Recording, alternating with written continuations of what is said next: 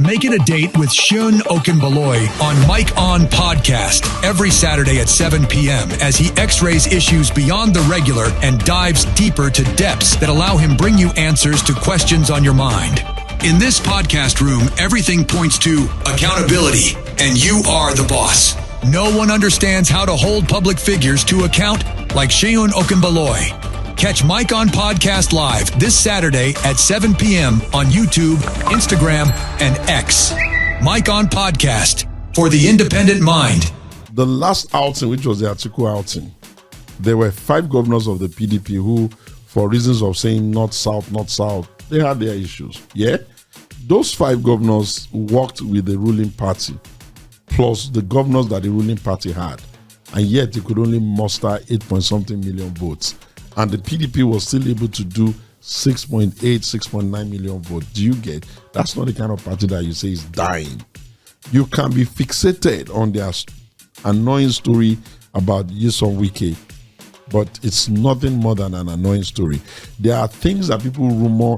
There are things that people insinuate. There are things that are really not true. The circumstances that led to a state of emergency in Rivers is pretty much known to all. And in this republic, this is not the first time we're having a state of emergency. Something always leads to it. And if it is that 2 brothers, Nyesom Wike and Fubara, could not manage themselves in Rivers, and that, long story short, everything crescendoed into a state of emergency. I'm not sure that when the president was announcing that state of emergency, he said, by the powers conferred on him by Wike, he took that decision for himself. I'm not sure that when they went to the Senate and the House to get the necessary legislative backing for it, I'm not sure it had anything to do with Wike. I think that we have may God forgive us all. You people that do it all the time, I'm not part of you. May God forgive you all who like to put a target on somebody's child's back. You have to sometimes remember, Wike is somebody's husband. Wike is somebody's father. Wike is somebody's child. You all can't create a monster out of just one individual in the country and be trying to create stains out of demons. That's the problem I have.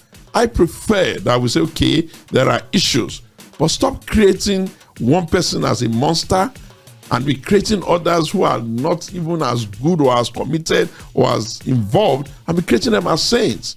These are the kinds of things that make people's life become endangered, and I don't think it's fair. I saw the other day people were saying he has the stroke, he's dead. Can you imagine the level of bestiality and man's inhumanity to man? Where the hell were they when he was even trying to install the Fubara? Or did they think that even installing the Fubara as governor was such a stroll in the park? I'm not by any way saying he's right, but I'm saying that the media has to stop this. You need to stop demonizing yourselves. Will announce when it is time for buying the form. Anybody that feels strong enough to contest, you go and contest that. If I were Peter Obi, I'll come and take that ticket. I'll make a very strong stake for that ticket.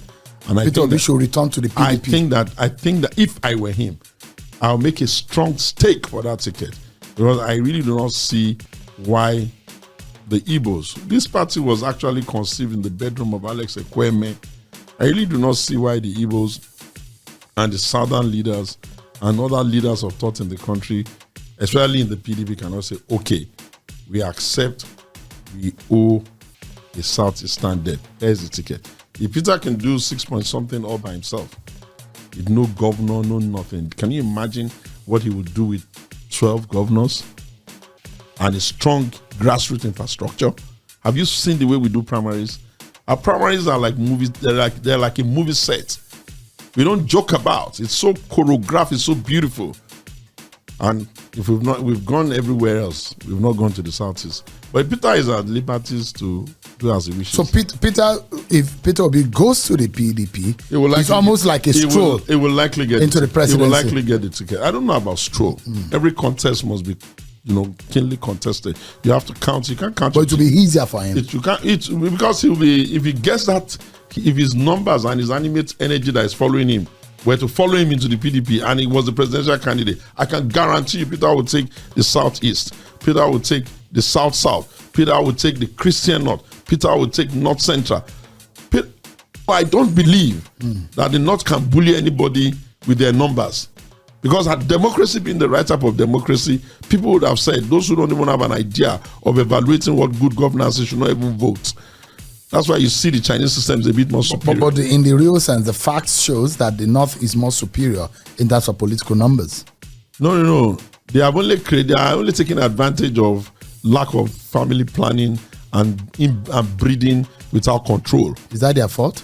That they have more political number strength? No, listen, if you have an environment where by education people are no longer having 10 children, marrying 5 wives, and some people are still there, how is that an advantage?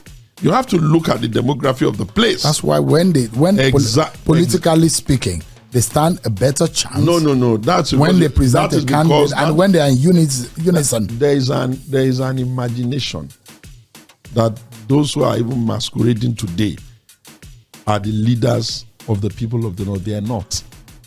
The leadership of the North is in a lot of cadres. Some of them are their Islamic leaders. Some of them are their thought leaders. Some of them are their traditional rulers. So if one or two politicians are saying, oh, not, yeah, you will have to say it is the APC or President Bola Tinubu's party just to say, are they not having their own northern players? Have you looked in the North and calculated how many governors they even have? Have you checked how many senators they have? That one person is screaming from one northern place. Do you know how many people from the same North are there? I have participated in the campaigns very well. I know what I'm telling you. In the build-up to 2023, I went around the North.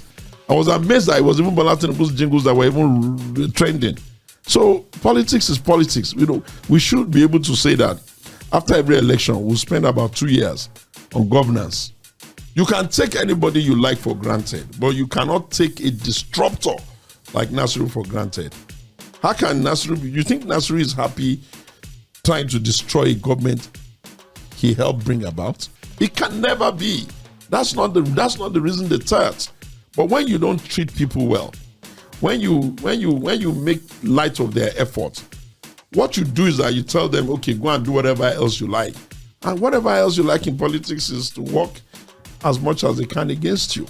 And if you know what you're doing, you must be careful that the people that are sitting on your table eating fish and chips with you, or is it amala and gbegiri with you, are telling you all is well. All may not be that well. We go around and we know that some people are respected. I can tell you for free. I can tell you for almost free. Nasiru may end up being the man in this country who will inherit that energy of Buhari after Buhari, because the people that we speak to around, they see him as, especially the northern, the far north, where those areas where Buhari used to get numbers. They're hopeful on Nasiru. I'm not kidding you, they are. In fact, Nasiru is beginning to inch over Kwankwaso. I always thought that maybe after Buhari, Kwankwaso will be the one in that space.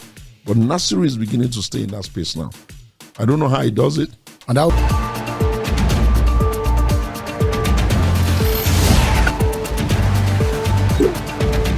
Power shifts intensify as Tinubu defends his democratic credentials. El-Rufai pushes for a new opposition ahead of 2027. Okowa admits regrets and dumps the PDP, while labor unions blast the government over workers' hardship. Nelfond denies corruption, and the PDP scrambles to contain more defections as Akwa Ibom governor hints at leaving the party. Here is a breakdown of this week's top headlines. This week begins with President Bola Tinubu urging opposition parties to own their failures, stressing that defections are common worldwide. He reaffirmed Nigeria's strong democracy and rejected claims of authoritarianism, emphasizing his commitments to multi-party democracy. On Tuesday, former Kaduna Governor Nasir El-Rufai said the opposition coalition he joined does not need governors' backing to unseat President Bola Tinubu in 2027, stressing that power lies with the people, not political office holders. He ruled out a merger with the People's Democratic Party (PDP), insisting the coalition aims to offer Nigerians a fresh alternative. Meanwhile, on Wednesday, former Delta Governor Ifeanyi Okowa said he regrets running with Atiku Abubakar in 2023, admitting it went against the wishes of his people and hurt the People's Democratic Party (PDP) in Delta. He also defended his record, denied corruption allegations, and said defecting to the All Progressives Congress (APC) was necessary due to PDP's lost values and limited access to federal power.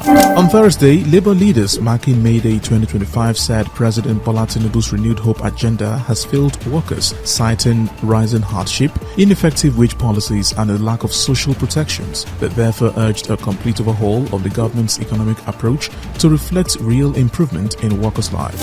On Friday, the Nigeria Education Loan Fund, NELFund, denied mismanaging student loans after the Independent Corrupt Practices and Other Related Offences Commission, ICPC, found no discrepancies. However, the Federal Ministry of Education will meet university heads on May 6 over alleged illegal deductions. To wrap this week's top headlines, the governor of Akwa Ibom State, Umo Eno, hinted at leaving the People's Democratic Party (PDP), comparing it to a faulty aircraft. He said governance matters more than party names amid rising defections, including Delta Governor Sheriff Oborewori's switch to the All Progressives Congress (APC). The PDP held an emergency meeting vowing legal action against defectors. And that's a wrap for this week's top headlines. See you next week.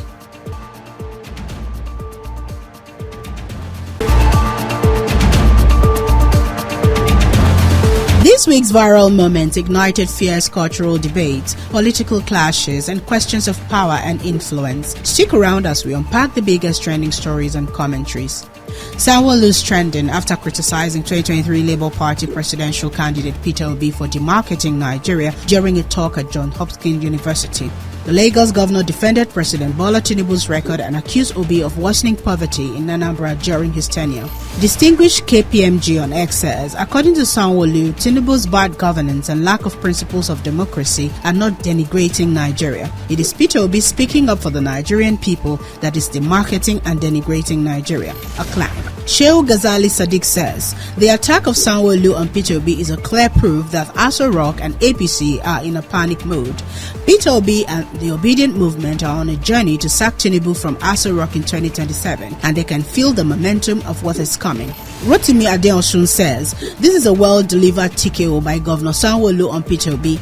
It is time that the political class stops ignoring and begins to debunk the many lies, manipulations, and hypocrisy of Obi. If the wise don't restrict the nuisance of a madman, he turns a city into the city of madmen.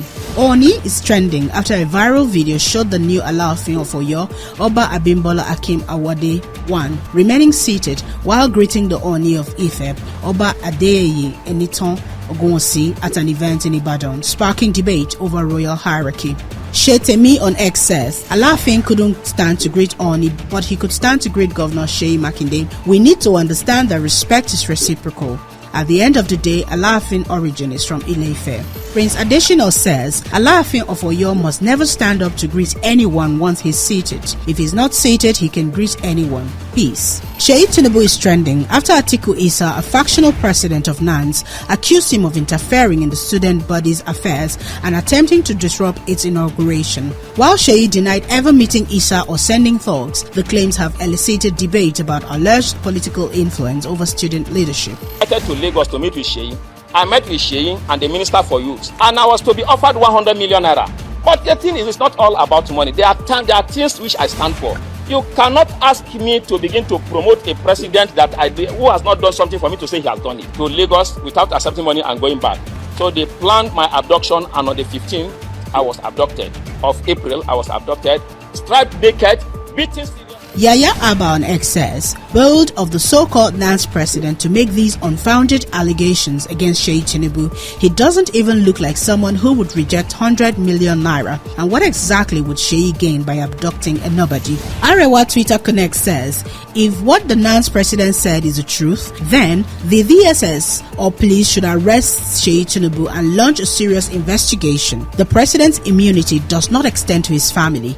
Enough is enough. Salawu Omoiya says, Comrade Ladoja is a duly elected NANS president. Whatever the self-acclaimed fake NANS president Comrade Abubakar said, na fake news. Stop blackmailing Seyi Tinubu for cheap popular gains. Enough is enough. And that's a wrap for this week's trending stories. See you again next week. Bye for now. In this edition of the Mike On Podcast. It's another Saturday, and Mike On Podcast is back. Your trusted guide for conversations on politics and governance.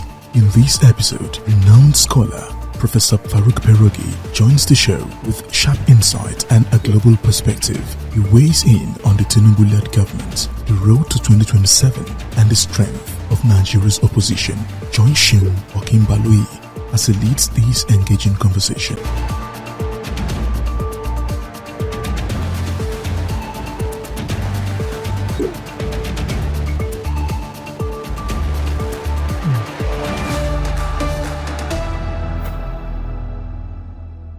Hello, everyone. Welcome to the Micon podcast. I am Seun Okinbaloye. In recent weeks, we've seen a wave of defections, especially involving political heavyweights from the opposition. It seared quite a bit of conversation in Nigeria, and you will expect a vibrant opposition to keep the government of the day on its toes, but it appears something is amiss. So, why are these politicians jumping ship? Are more defections on the way? Well, hold that thought for a moment. On one hand, we have the defections, and on the other hand, the direction of the Tinubu presidency. The president and his team continue to express confidence, assuring Nigerians that the economic reforms will stabilize the economy and reduce poverty.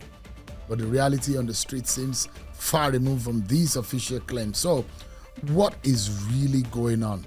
So, let's get deeper, everyone. I'm joined today by someone who can help us make sense of it all. A columnist, a writer, Professor Farooq Kperogi. Thank you, Prof, for joining us on this edition of the Micon podcast. Thank you so much, Sean. Yeah. It's a pleasure to be here. Yeah, I know that you've done a lot of critical writings, trying to dissect and give some thought to the Nigerian situation. And from your experience, and what we've seen so far in the public discourse and how Nigeria has come to this particular time, and in recent weeks and recent months, what would be your appraiser or your own assessment of the Nigeria journey, and looking at how far the Tinubu government or the Tinubu leadership has steered the affairs of this country? Well, as far as I'm concerned, there hasn't been any radical substantive change in the direction of governance. It's the same template. You know, I observed some time ago when I had a conversation with someone that Nigeria is an extractive state. And that is one insight that was shared by these three economists who wrote a book that earned the Nobel Prize for economics. It is that it's an extractive state. The elites are interested only in extracting resources for their use, save them for the future and for their children, and that's it. And it's the nature of the Nigerian state itself from the very beginning. It was a colonial extractive state, where the people who commandeer the commanding heights of the economy just extract resources for their personal use and then go away. There is no concern for the masses of the people who live in the country. And that has been historically the case with governance in Nigeria. And I don't see that happening anytime soon. And so when you look at all that has been happening since independence until now, it is that we have a group of people, the elites, who do everything within their power to get into power and try everything to sustain themselves in power. And the disagreements, the fights they have all center around having access to those resources and having them to themselves. So the social contract that traditionally exists between the governed and the governors does not exist in Nigeria. So people don't think that they have an abiding obligation to the people. And the Tinubu administration is continuing with that trajectory. It hasn't changed. Of course, what has changed may have been the rhetoric, and to say we are doing economic reforms to save the nation. Of course, no nation is being saved. There are no economic reforms. Nothing is changing. It's the same thing. It's the same extraction of resources for the benefit of the elites and without regard for what the masses are going through. Do you ever imagine that before the Tinubu government came and the Tinubu kind of politics that he has played, how he has graduated from one political shape and form being, and he also came from the United States, where you live presently, and he became very popular because of his support for the anti-government movement in the military junta. And he came into the country, and you could see how he led an opposition, as small as it was as a group, has gravitated to becoming a superpower in terms of playing in the Nigerian political space. Did you ever think that Tinubu was cut from a different fabric? Were you expecting anything different from the lot or from what has happened in the past? To be frank, no, I did not expect anything different. I recall visiting Lagos in 2006 or 2005 from the United States on a holiday, and I had read a lot about how he was transforming Lagos.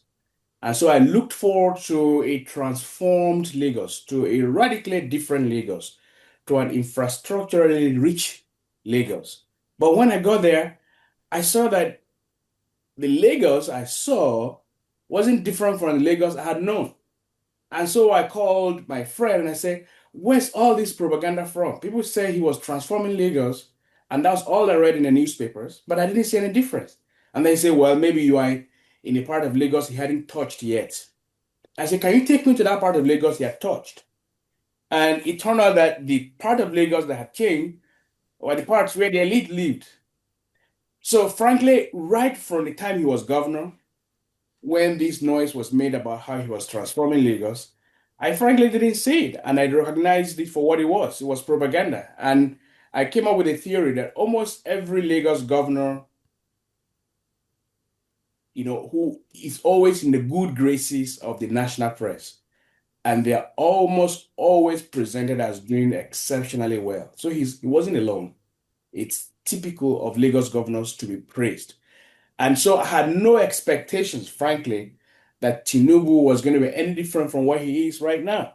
His opposition politics was intended to pave the way for him to get into the center, like he's doing now. And people who are opposing him also want to get to the center. So it's all about having access to the national patrimony. That's all it's about. And his being in the United States, of course, had nothing to do with that. I have always said that the system under which you operate determines most of the time how you act. That's why Nigerians who live in the orderliness and systematic orderliness of the society here go back to Nigeria, and they're indistinguishable from the people they left. In fact, Americans who are born and raised here from birth until adulthood, when they find themselves in Nigeria, they find that they have to behave the way people in Nigeria are behaving. So the system under which you operate, the prevailing system, sometimes determines how you approach issues. But I mean, if you look at it, the way and manner you describe those who have governed Lagos from the Tinubu time, and you look at it and you perhaps describe it as overhyped governance. That's what you. I mean, I don't know if I'm right in the words that I used to represent your. Except for Otedola, I think that was the name, right? Except for Michael Otedola, he did not have a good relationship with the press. But almost every Lagos governor has been overhyped. I mean, so you look at it. If you look at the numbers are saying that Lagos is above all other states. Budget numbers, performance numbers, the economy grew to the point that it's now competing with other countries on the region. You look at the indices of governance, also they are way higher than any of the state. They are usually ahead in terms of governance reforms. They are always being copied. Judicial reforms, governance reforms. Lagos environmental policies seems to be a copycat for the rest of the state. So in that sense, a lot of people will imagine that Lagos has always been a sample to other states. They lead the pack. So if they are overhyped, that means other states are doing badly. Is that what it is? Well, not necessarily. I mean, historically, Lagos has always been ahead of every part of Nigeria. And because it has a lot of resources, it has the sea, it has an over-concentration of the headquarters of many corporations. It used to be the capital. It was governed separately from even southern Nigeria. It was the first part of Nigeria to be colonized. It was called Lagos Protectorate before it was merged with the rest of Nigeria in 1914, and has always been a cosmopolitan city, a city that attracted everyone from everywhere, even before Nigeria was formed. And so it has all these structural, historical, sociological advantages. So it didn't matter who governs, that by the fact of being Lagos, of being this historical city that was cosmopolitan, that was a magnet for talents from all over the world, it always would lead. In fact, even if you left it rudderless, it still would be what it is. But I think the biggest reason why the governors of Lagos are often hyped is that it is the media headquarters of Nigeria. I would even say of West Africa. It's the cultural capital of Nigeria itself. So if you're a governor and you reach out to the media, and the tendency is that the personal warmth that you extend to the media formation, the media establishment, will translate into positive coverage. And given Lagos resources, given the historical advantages it's always had, it is underperforming. And these indices we've said, these are disembodied numbers. The real living, breathing Lagosians still struggle as much as Nigerians elsewhere struggle. There's still a lot of poverty, more poverty than is justified for the wealth that Lagos generates. So I would not say that the hype is justified. It's not. Given all the resources that Lagos has, just by being Lagos, it's not. And you don't think that there is no exceptionality in the character of Bola Tinubu, because Bola Tinubu has been described, is being portrayed, and is seen as the epitome of a new Lagos, the man who gave Lagos a focus and a direction and makes it the state of envy and of enviable standard on the African continent, in Nigeria. And he's been described as the man who set the pace for all the governors to follow. You don't think he deserves some credit because of vision that he's been said to have? No, I would say that I'm not going to say he never did anything right or noteworthy or praiseworthy in Lagos. He probably did. I would say he did, but he did not set the tone for Lagos. Like I said earlier, Lagos had always historically been ahead of the rest of Nigeria.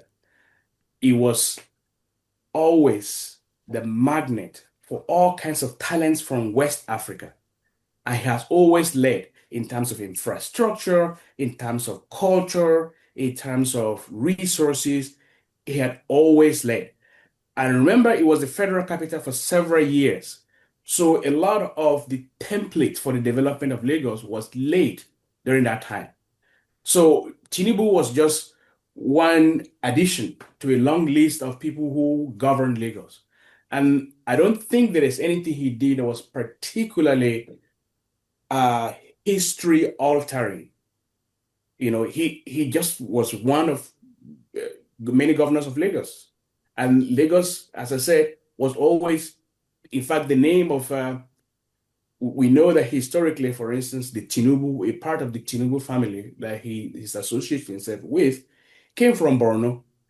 So that was Lagos. It attracted people. That was, as they came there in the 1800s, a man from what is now Borno, he was probably a Shuarab or a Kanuri man. We don't know for sure. But he came and got married to Madam Tinubu, and they didn't have any children. Madam Tinubu allowed him to marry someone else, to have children, and that's where, and to bear her family name. So that happened in the 1800s. That is Lagos. Lagos was always a magnet for people from everywhere. And to attribute its success, its distinctiveness to just the 8 years of Tinubu in this Fourth Republic, I think it's very it's reductionist. Lagos was always ahead of the pack right from the get-go. Even if you brought Peter Obi or an Apabio or those who became governor, Donadiuk, who became governors at the time, or even the former governor of Zamfara or Ojukalu, those in the class of 1999 as governors, they would have done as much as Bola Tinubu did. Is that what you're saying? I would say so, yeah. Lagos has its own rhythm that is independent of anyone who is put at its helms. It had its own rhythm, it has its own history, it has its own mind, it has its own trajectory, and there's almost nothing anyone can do to change it. Of course, I admit that there are certain governors who must have done something nice, and he probably did something nice and strategic and visionary, but it pales in the grand scheme of the architecture of Lagos itself. Lagos is no ordinary city. Everyone knows that. Anyone who has studied Lagos knows it's no ordinary city. You've lived between Nigeria and the United States, yet your commentaries remain very deeply rooted in the Nigerian socio-political realities. How has this dual lens, the local and the global lenses, shaped your perspective as a columnist, and how do you balance intellectual detachment and patriotic urgency? Well, it's someone defined diaspora as people who live outside of the country physically, but in the minds of the country emotionally. And so, although I'm physically, geographically removed from Nigeria, I'm emotionally attached to it almost irretrievably. So, there's an old English proverb that says, absence makes the heart grow fonder. So the more distant you are away from the object of your love, the more deeply emotionally invested you tend to be of that place. And so being away from Nigeria, and it causes me to see what Nigeria can become. I come across a lot of Nigerians here in the United States doing great things, wonderful things, helping to transform the science and culture and scholarship of the country. And I know they can do similar things in Nigeria, but they do not have the opportunity to do that. And so it fills me with righteous rage. And that rage is reflected in my weekly commentaries. So it's, when you live in a place, you take it for granted. But when you live outside of it, or when you lose something, and I hear loss, I'm conceptualizing loss, not in the literal sense of it, but loss, as an emotional, as a symbolic thing, you appreciate it more. There's a lot that I owe to Nigeria. My foundational degree was gotten from Nigeria. I enjoyed subsidies of all kinds that allowed me to be educated. I know what, and so I think what I owe the country is what I do. Even when I'm not, directly affected by whatever happens in Nigeria, I'm a citizen of the United States. I can afford to not be concerned about Nigeria, but I cannot, because there's a part of me that says, look, whoever you are today, whatever you do, whatever benefits you are deriving from wherever you are, it's a consequence of being from Nigeria, of getting highly subsidized first degree. Without that, given my background, I would never be where I am today. And so one of the things that I can do to the country is to do what I'm doing. Of course, not everyone will agree with my commentaries or with my interpretations of issues, which is fine. And that's what it's supposed to be. But whatever I do it from the best of intentions.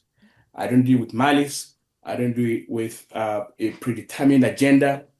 That's why I do not have any affiliations to any partisan purpose, any partisan organization or party or whatever you call it. But if for Nigeria to be a great country that a lot of us dream of, what do you think is amiss that could help it achieve that status? What do you think we need that could help make Nigeria a great country? It's already a great country, but in terms of achieving the dreams and the potentials that it has. Chinua Achebe got it right. Leadership. We need leadership. A leadership that is transaction oriented, a leadership that is selfless, a leadership that is visionary, a leadership that is invested in the people. In Chinua Achebe's book, What's Wrong with Nigeria? The Trouble with Nigeria, he narrated an anecdote that endures in me to this day. He was talking about Murtala Muhammad's, when Murtala Muhammad came to power in 1975. He said Nigeria, the nation Nigeria, had been lethargic. People went to work in Lagos at 12 for the morning, whatever, and that nothing was moving, nothing was working. But suddenly, when Murtala came to power and said everyone must be in the office at 7 a.m., and he would randomly go to offices. If you are late, you are stopped, and you are given a warning, and people are fired. He said people would wake up at 5 a.m. every day just to be able to get a job to their places of work at 7 a.m. That moment, he talked about that moment when people suddenly were serious. People thought, okay, this was a leader who was interested in the nation, in getting things to work, and everyone, just decided to go along with him. But when you get a sense that the leadership doesn't even matter, and I recall another example I'm going to give was Buhari. When Buhari came to power, people thought this was a no-nonsense man. This was an incorruptible man. He was going to go after corrupt people. A lot of people sat up. Many people were actually moving their money out of the country, those who are corrupt. And I recall someone reaching out to me and said, please, could you help me with investment opportunities in the US? Because we want to move out of Nigeria. And I said, why? He said, well, this man who has come to power, he is different. And we're not going to be able to survive here in this country. I couldn't help, but it was significant to me. And I thought about how people thought because he was going to do something different, they were already sitting up. But when when they realized that nothing was happening, major players in his administration were just as invested in corruption as anyone who preceded him. No one cared. Everyone relaxed and things went normal. So leadership is very, very important. When you get a sense that the person at the top cares and is driving direction, is inspiring change, you sit up. It's fundamental human nature that we tend to be guided by what people at the top are doing. But when we sense that they are not different from us, or they are tending toward their needs, we relax, or we try and be just like they are. And that's the biggest problem Nigeria has. We have everything we need to be a powerhouse in the world. We have the human resources. We have extremely smart people. We have one of the highest IQs in the world. We have one of the most educated people you can find in the world. We have natural resources. But what we lack is someone to bring us together. Like someone say, where Nigeria itself reflects a soccer team, is football team. We have excellent players doing well in several clubs, but bring them together as a national team. They lack cohesion. They lack a sense of purpose, a sense of unity. And why is that? Because leadership, to bring all these disparate talents into one united, purposeful whole. We lack that. Prof, but I mean, there are those who think that what you described is perhaps what Tinubu embodies. Were they wrong? Well, I never thought he embodied that. I never did. But you don't think Tinubu is the kind of leader Nigeria needs? No. Certainly not. Because one of the first things he did as a leader is to say subsidy is gone. And he still brags about that decision being bold. And we see the consequence of that. I don't think he has any independent mind. For him, this is a journey of personal discovery. This is someone just wanting to satisfy a childhood or whatever yearning. I want to be president. And that's where it stops. I don't see him inspiring Nigerians. How many times has he talked to Nigerians directly without the mediation of press releases by his media aides? You don't see him talking to Nigerians. You don't see him assuring Nigerians that, look, we need to stay the course. Here's why I'm doing what I'm doing. Here's what is going to happen in the next couple of years. But all he did was he said he removed subsidies because the Bretton Woods financial institutions told him to do so. And we've seen that. And I've written multiple articles on this to the point that I'm tired. There's nowhere in the world, the entire world, where a nation succeeds on the basis of these neoliberal policies he's pursuing. That's removing subsidies, devaluing your currency. It has never worked anywhere in the world. And look at nations that are succeeding. The nations that are succeeding outside of the West are precisely the nations that have departed from these policies. China doesn't remove subsidies. It gives subsidies. The Asian tigers that emerged from grubby poverty to spotless prosperity, they did not do that. We had Malaysia, which decided to go against the prescriptions of the IMF. And when there was the Asian financial crisis, it was the only country that survived. It survived precisely because it did not toe the line of the IMF and the World Bank. And Mahathir was interviewed the other day, and he was being asked, why did you decide to go against the IMF?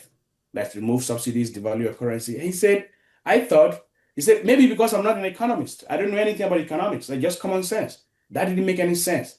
So I decided to do what I wanted. His deputy prime minister, who was also the minister of economics with a PhD in economics, Harvard and IMF, fought him.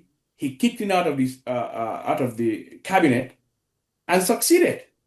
But we have a president who just does whatever it is that the IMF asks him to do, and the nation is bleeding. People are in torment. People are. But he has said, and the government has said that it's going to be momentary. It's going to bring a joy and gains, and the present pain is going to fizzle out, because that for us to have a strong reforms that will be far-reaching into the foundation of our economy or our nation, we need to make some painful decision, and that is what they said they have done, and that it will bear fruits. What's interesting is that Nigeria will suffer from historical amnesia. That was precisely, I came of age during IBB's regime, and it was precisely the same rhetoric that IBB used. These are temporary gains for permanent, these are temporary pains for permanent gains. There's going to be light at the end of the tunnel. It's amazing how they are basically rehabilitating this discredited past rhetoric. If you go and look at the newspapers in the IBB era and read the justifications and the assurances that people like Indika Kalu gave, and the Olufalaye and all of that, and compare them with what they are saying, they're almost exactly the same thing, the same words. And IBB ruled for 8 years and nothing happened. We know what happened? Is that was when the jackpot syndrome we're talking about, that's when it started. Nigerians started living, 419 thrived, and then corruption and hopelessness. That was the beginning of the dramatic descent of Nigeria into the abyss. That's when it started. And we are repeating the same thing now, and they're using the same rhetoric, the same justification for the same policy that got us to where we got. But let's even leave Nigeria. Look at Latin America. In Latin America, it was the same thing. Latin Americans were also told that if they removed subsidies, devalue their currencies and do all of these crazy things that the IMF tells third world people to third world countries to do, everything was going to be right. That was just temporary pain for a permanent gain. That took place from the 80s until they destroyed the economies. Nothing changed. So when someone tells you something, you have to look at parallels, historical parallels. You have to look at your own history. Now, let's look at this thing. They said they are saving money, but they are still borrowing from the World Bank. So and I am prepared to make sacrifices if those sacrifices are for a, like permanent gain. But you say you are saving money by removing subsidies. Fine. But you are still borrowing from the World Bank. If I'm borrowing more now than you ever did, and two, what has happened is that governors have now more money than they ever had, yet they are not building any infrastructure. Even the federal government is not building any new infrastructure that it hadn't built. Nothing is changing. Meanwhile, people are suffering. It basically taking away the subsidies that poor people used to enjoy and adding it to the subsidies of the already rich. And I call this reverse Robin Hoodism. That's what it is. So you don't see any hope in the horizon. This government says it's a government of renewed hope. It's just sloganeering. It's just empty sloganeering. I don't, even the people who sloganeer about renewed hope, they know in the heart of their hearts that they're just sloganeering. It has nothing to do with substance or reality. Are you not being pessimistic about this government and the possibilities that it offers Nigeria? Are you not being pessimistic in thinking that at just about 2 years they are headed nowhere? Isn't that too pessimistic? My pessimism is informed by the realities of other countries that have implemented the same policies. We are seeing what is going on in Argentina. That's another country that is doing almost exactly what Tinubu is doing. It's collapsing before our very eyes. Hope is flying. People are eating from a dustbin, literally.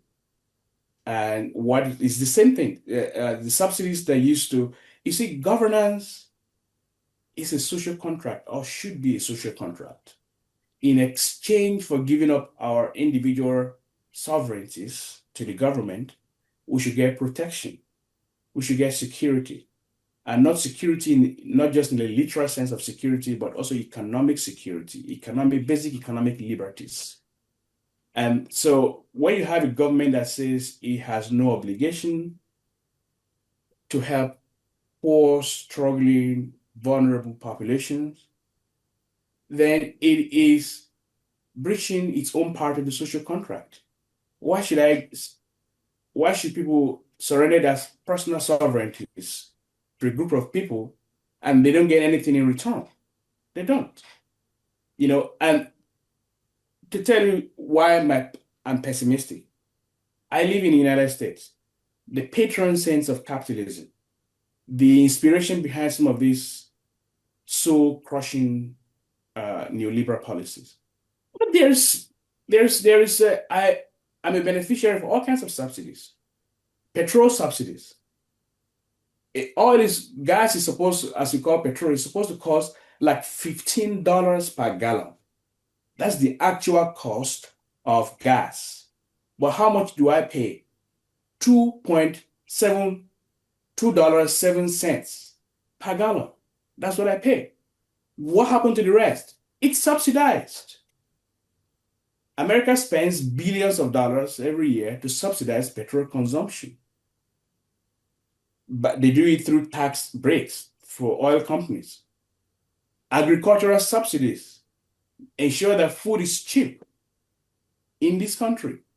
So when the patron saint of capitalism is itself giving subsidies to its citizens to make life a little easier, why would I be comfortable with the country of my birth rolling back the responsibilities of the state by saying they have no obligation to give subsidies to the poor, and subsidies are reserved only for the rich. That's what it is. This government has more ministers than any government has ever had, and more aides doing the same thing than any government has ever had.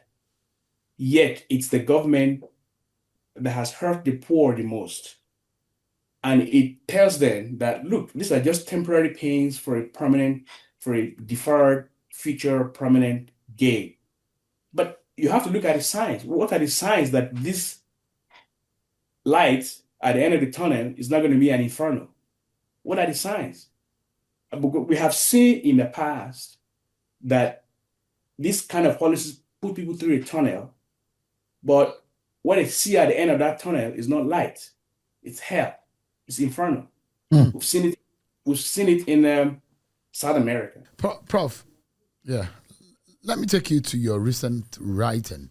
You wrote that in 2027, President Bola Tinubu may not win the presidency through inspiration or triumph, but rather through the failure of an arrogant and amateurish opposition, essentially making his victory a consequence of their collapse rather than his competence.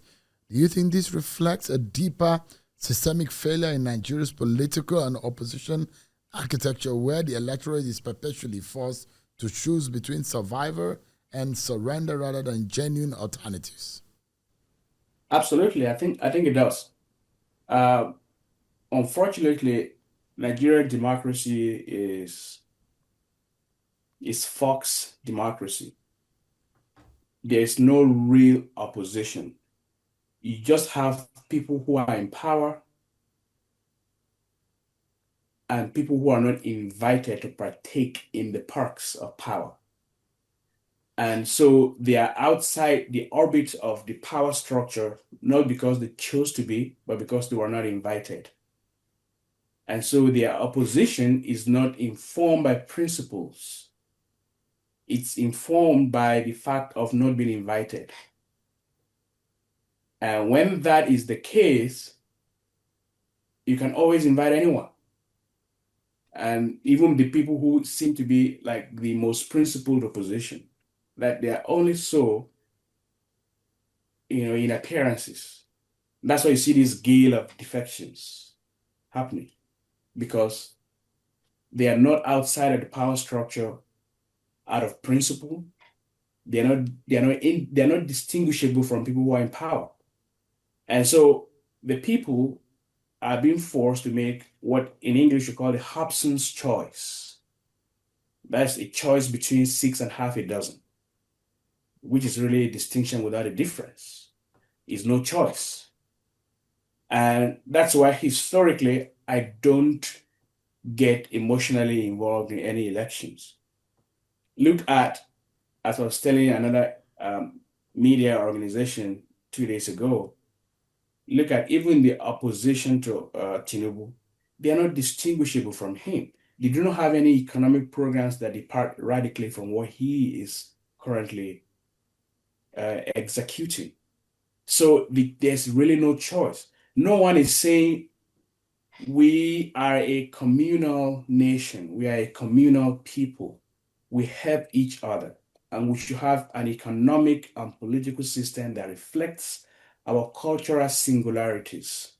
To have a system where the government takes away even the littlest help for the poor does not reflect us. Let us have a governmental system that is structured to take care of our weakest and vulnerable members of society.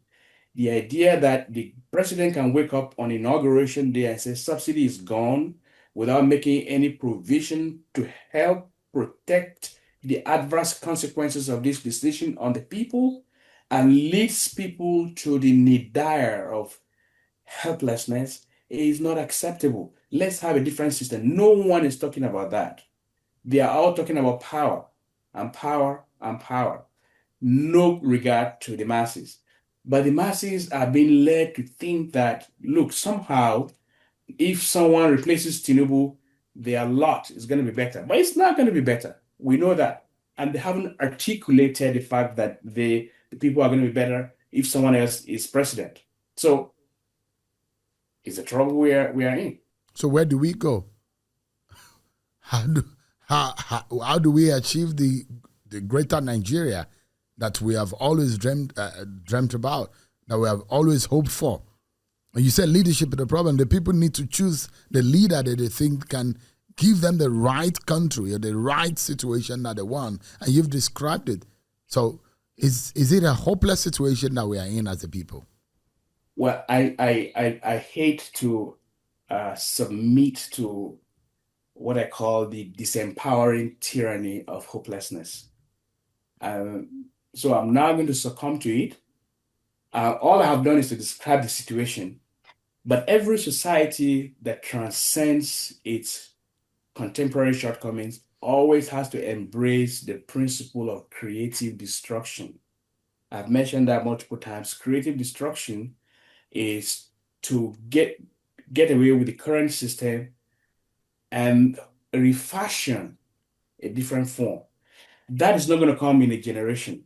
That has to start with a set of people who are inspired by the need for change to do something. And maybe, I don't know whether the politics we currently practice has the capacity to lead to that, but I do know in the heart of my hearts that to make changes, we have to get rid of the current system because it's incapable of development. What we are going to be witnessing is changing one set of elites with another without any fundamental change to the structure that produces and reproduces poverty, inequality, and vulnerability for our people. But we have to have that conversation. We have to start it. And I hope that like-minded people can come together and say, look, we do not want a disruption, but we need to change this system that has no capacity to be productive. You can't have political parties where people move to the center when they're invited, and then no one is left to oppose, and then somehow, it's a ding dong. Prof, you do not think that Bola, in your writing, and you inferred that Bola Tinubu does not need a second term, and that should he win the election again in 2027, we should blame the opposition. Yes, what I'm saying is that the opposition is not organized. That's one. PDP, we know, is almost gone. It's in the pocket of Nyesom Wike, who is an extension of Bola Tinubu. So it has no capacity to even serve as a vehicle to oppose him. And the SDP that politicians like Erifai have moved into is suspected to be a spare car for Bola Tinubu. As early as 2022, there had been reports that that was his spare car in case, he had back-channel communications with that party. If he had lost the APC nomination, he would have run under its platform. So even that, as a party, it's very naive to think they can go into SDP and use it as a vehicle to fight Bola Tinubu. That's two. Three, the opposition to his re-election is shaping up to be very disappointingly provincial. It's regional. It's mostly in the north. But that's not even the problem. The problem is the rhetoric that northern politicians are using. It's a gift to Bola Tinubu. The Northern Elders Forum former spokesperson who used to be a political advisor to Bola Tinubu in the office of the vice president, Dr. Hakeem Baba Ahmed, said, no one can ever become president without getting the endorsement of the North. First, that's historically false. Two, that inspires regional solidarity amongst people who don't even like Bola Tinubu, because that is what I call self-lionizing arrogance. That's insufferable regional, provincial arrogance to say no one can become president except with us. As I pointed out in my article, Obasanjo became president in 2000. He won re-election in 2003 without the support of a huge slice of the North. He got the Christian North, got bits of other places, and got the entire South. What's his name? Goodluck Jonathan also won in 2011 it was the same template. So to even say that no one can become president without the North is historically inaccurate, it's sociologically false, but most importantly, it helps to galvanize Southern solidarity, unearned Southern solidarity for Bola Tinubu, and even Northern Christian solidarity as well. So, in opposing someone, you gift him rhetorical ammunition to incinerate you, to shoot you down and kill you. And I think that's very amateurish. And ACF just came and said the same thing. I was reading, I saw the headline, I haven't had a chance to read it, but he basically doubled down on that same rhetoric. And I think that is very poor opposition. And especially because if you look at it historically, you have to be fair. And that's what informs my commentary. I'm fair, at least as far as I'm concerned. When the North decided that power should move to the South, out of existential imperatives, Nigeria was burning, there was division, there was vociferity, the Southwest was threatening to get itself out of the country. The Northern political establishment said, look, to keep this country one, we need to let power go back to the South, and particularly to the Southwest, where someone won an election on June 12, 1993 and was denied. And so in 1999, 98, 99, there was no major Northern politician who ran for office. So that the two major candidates for election were Olufala and Olusegun Obasanjo. At the North, predominantly voted for Olusegun Obasanjo. But he was just a year or two in office when Northern opposition started. And by 2003, although he was supposed to be there for 8 years, we put Buhari there as a very strong opposition. And of course, he defeated Buhari. But in 2007, when power went back to the North, there was no Southern opposition to Yar'Adua. There was no Southerner who contested against Yar'Adua. It was another Northerner. Of course, nature, had its own something. And when Buhari was in power for 8 years, there was no Southerner who came out to contest against him, because there was a prevailing sentiment that it was a turn to the North. And most of the South voted for Atiku Abubakar. So a narrative is being created that whenever a Southerner is in power, even there's an informal arrangement that 8 years of the South, 8 years for the North, but the North suffers from withdrawal symptoms from power, and it can't wait its own turn, and it wants to usurp power from the South. That narrative is building, and if it takes roots, it's not good for the nation.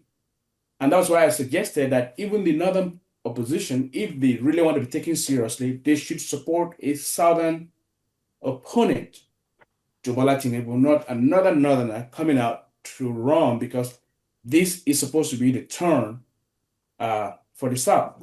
And I know people say that's not democratic, but there's no universal application of democracy. In the United States, the presidential election is not a one-person, one vote system. It's an electoral college. So we need a democratic system that shows sensitivity to our cultural uniqueness. We're a patchwork of people who are different, Yeah, Stephen Adewale had reported your writing, your opinion. I don't know if you have read his rebuttal. He has argued that your claim about the SDP being Tinubu's spear car is based on some baseless rumor and lacks factual evidence.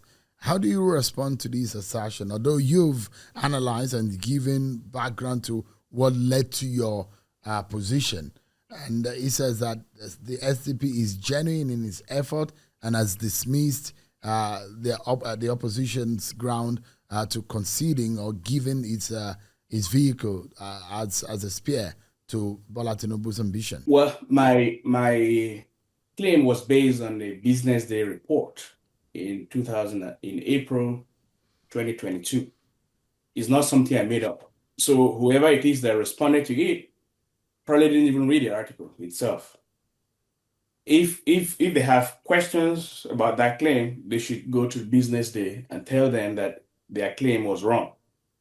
But I also quoted the presidential candidate of the SDP, who was basically saying that politicians who want to use their party as a getaway car after committing whatever it is should know that that car is not available for that. He was basically saying opposition politicians like El-Rufai who are trying to use, he didn't mention the name, but it was very obvious. It was innuendo.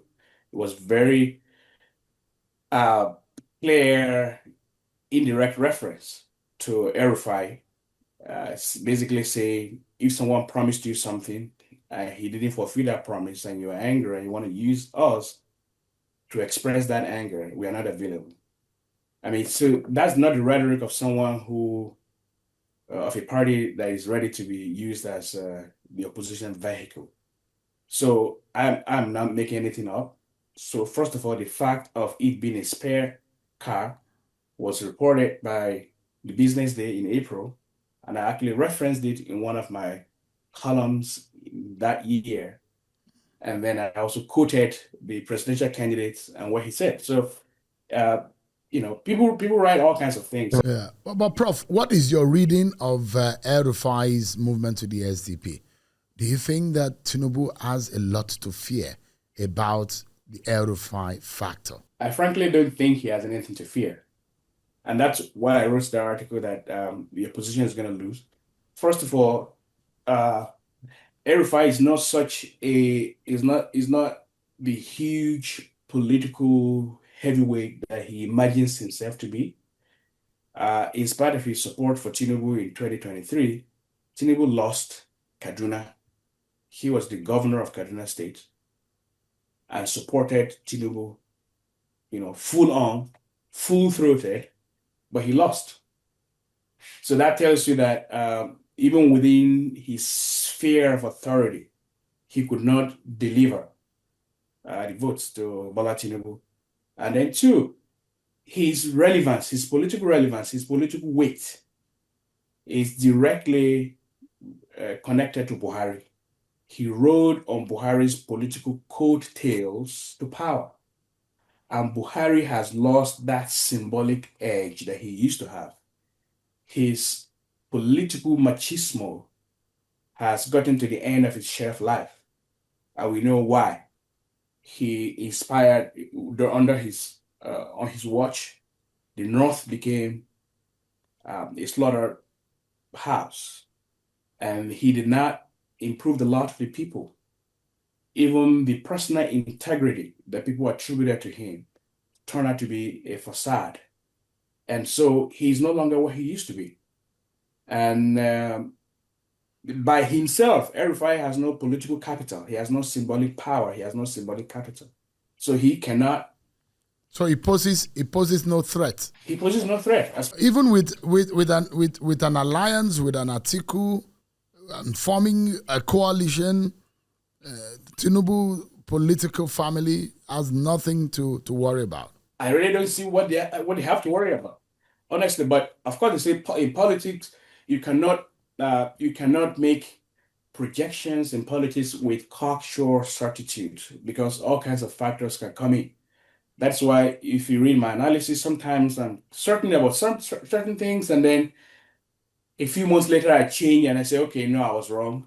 I remember writing that Tinubu could never be president one time, and then later, before he became president, I said, look, he was going to be president because circumstances change, variables change.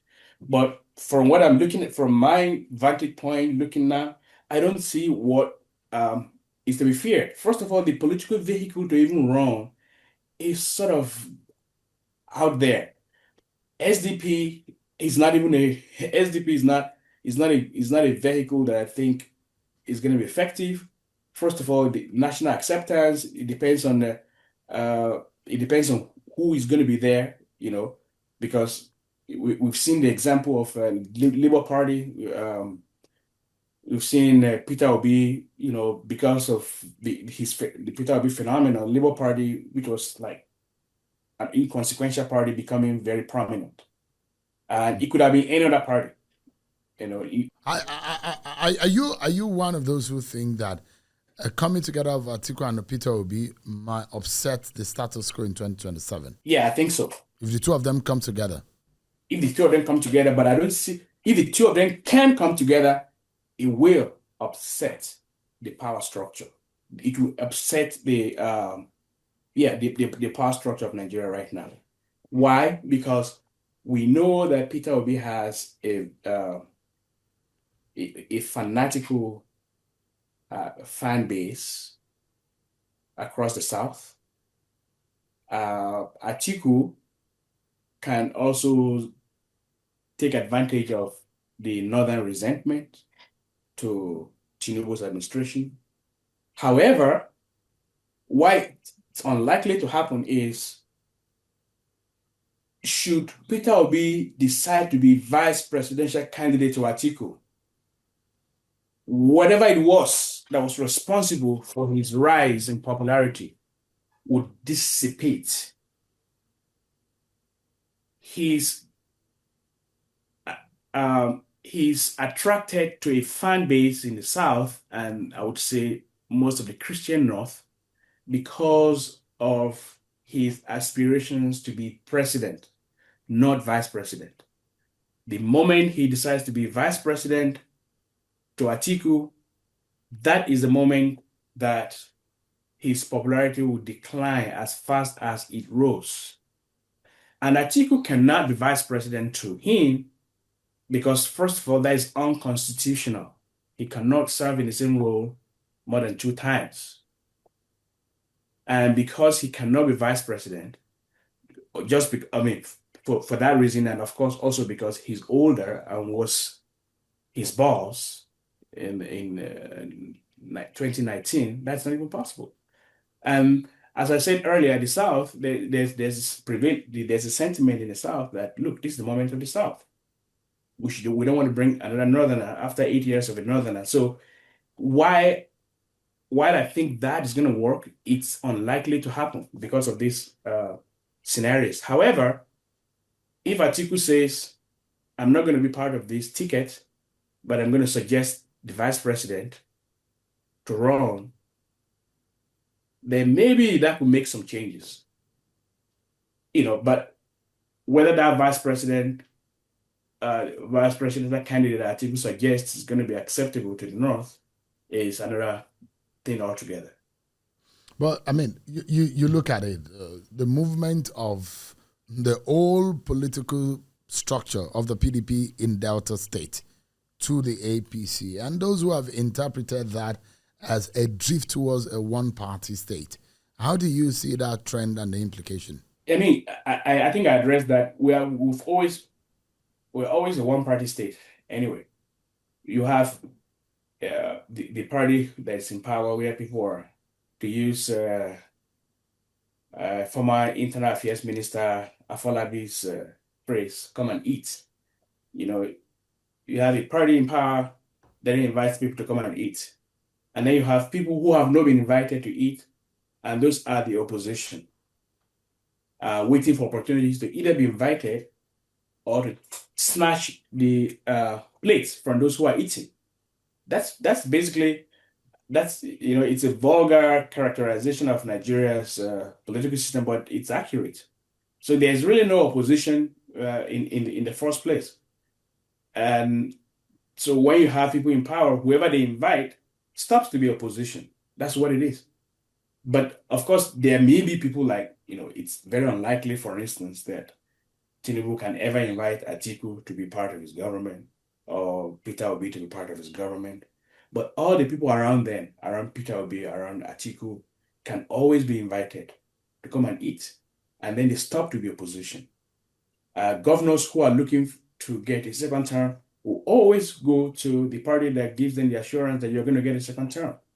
So historically, it's always been really a one-party state. So, I mean, from your analysis, it does look like the only thing that Nigerians should be looking forward to is Tinubu's return in 2027, and it doesn't look like anything is going to stop it.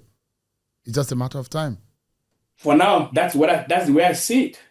Maybe I'm giving up too early or too soon, but from the auguries, from the look of things, the alignment of forces right now, I don't see anything that will upset it. Not so much because Tinubu is politically strategic or because he's performing well. Of course, he's not. As I pointed out in my article, if you look at the objective factors, that he should be a one-term president. The objective factors point to someone who is not deserving of a second term. That's what it is. But the inability of the people outside of power to come together and transcend their differences and also use the right language and rhetoric to wrest power, it's not there. They do not have the capacity to do that. And so he's going to use the power of incumbency to bring in as many people as possible to the table to eat. As I said, it's an extractive state. And all they do is get people together and eat here metaphorically. You've argued that President Tinubu's appointment amount to a brazen Yorubanization of the federal government, worse even than Buhari's northern favoritism. Do you believe Tinubu is deliberately weaponizing ethnic loyalty to entrench political dominance? And do you agree, because of the argument that the federal government has come to say it, and the presidency says, and even the SDF says, there is no skewing of the appointment to any ethnic or any region of the country, and that those who think that is happening is untrue, and the fact, they've lived the fact. What do you think Nigerians should begin to see this presidency as, based on your own position, although the federal government and the SDF has countered it to say that thinking or that assertion is baseless? Well, it's not, and everyone knows that. One of the things that gives me cause for laughter is the variance between the rhetoric of the government and the evidence that stares us in the face. I'm going to sit back a little bit and be more reflective. Democracies in most of Africa are often ethnocracies, and the person in power empowers his ethnic group, and it comes from two things. One,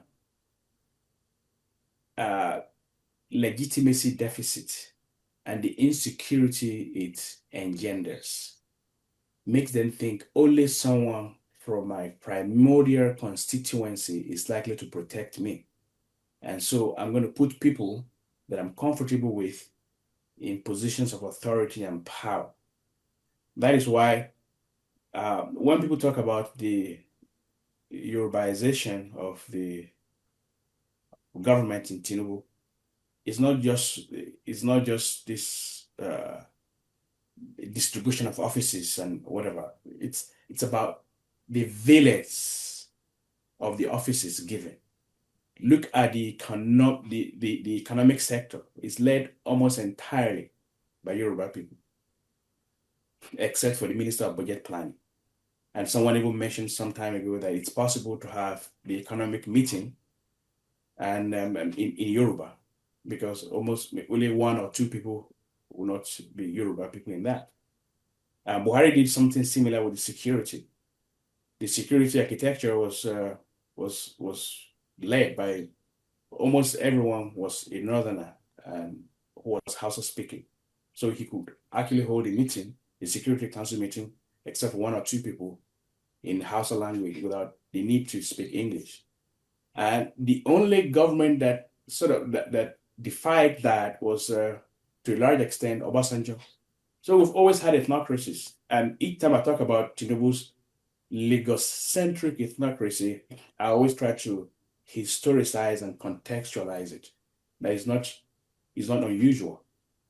So when the government says the evidence that stares us in the face is wrong, well, they can gaslight some people, but those of us who see the facts and who are not amenable to be gaslit will say, well, what do you expect?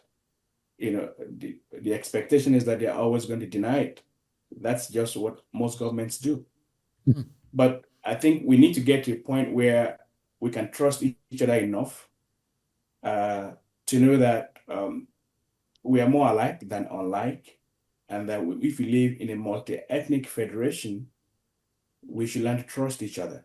And that was the argument I made during Buhari's time, that most people would pledge absolute loyalty to whoever that gives them the privilege to serve. That is why you can have an IG, just such as Jonathan had an IG. His IG was from the north, and he was more protective of Jonathan than he was of the northerners who are opposing Jonathan. And why? Because he felt personal gratitude for the position that he had.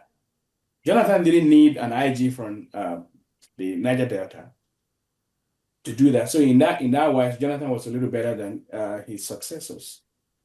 But Buhari had IGs that were from the north. All of them were from the north, even when opportunities emerged for him to appoint someone from the south.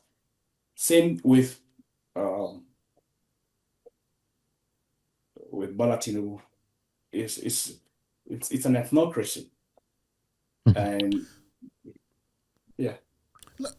Let us wrap up in this manner. Sometimes you analyze the situation and the politics of Nigeria, and it does look like it is a restless run. And I don't want to bring some of the literature that in that respect, but I mean, is there hope in the horizon? And, this podcast is actually designed to get younger people into political conversation in Nigeria and to have a deeper understanding of our politics, policy, and governance in Nigeria. But what would you say to a similarly lethargic populace or voter in Nigeria who seem to think that their powers are lost and they don't have what it takes to be able to make a decision to decide who rule them or who governs them, or even to be able to change the status quo or change whatever situation in the country to how they want it?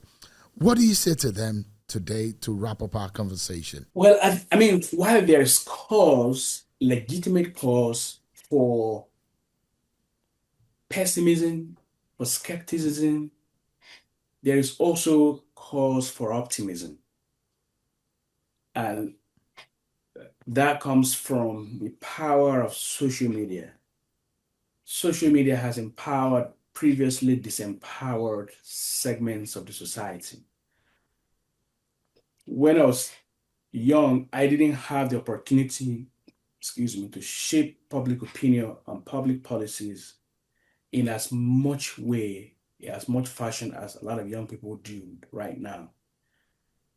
Many changes have been brought about in our system through the power of social media. But I want that power to be more directed toward a reformation of the very structure of the state that enables the frustrations we all complain about. And what do I mean by this? Nigeria's problems are systemic and structural. And it does not matter whom we vote into power. The same outcome awaits us.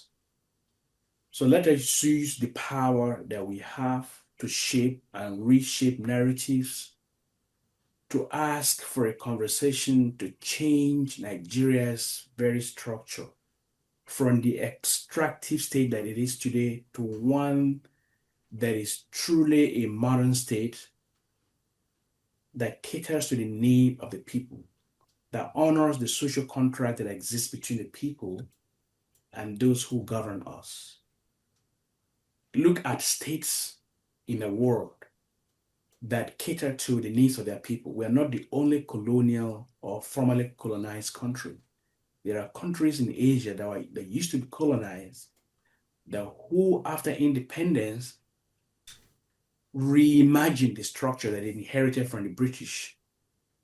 If we don't do that, we're going to remain in the same hellhole of a revolving door of the same kind of leaders. We think that the next set of leaders are going to be different from the previous ones, and they turn out to be worse. And then we have an amnesic